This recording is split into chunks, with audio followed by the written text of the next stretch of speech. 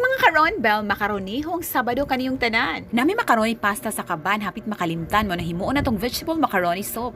59 na to nagasto ani kay tunga raman sa pasta atong vegetable soup. Simple tong version ani after 8 minutes of boiling ato ni siyang igisa later sa ahos, bombay, dahunan, red bell pepper, unya beans ug carrot.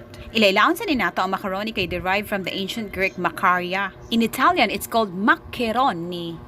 Made with durum wheat ni siya. According to healthbenefitstimes.com, maka-offer ni siya carbo, niya maka-develop na siya sa red blood cells, niya na siya folate, o niya maka-regulate ni siya blood sugar, maka-support sa digestion o cholesterol and gluten-free siya.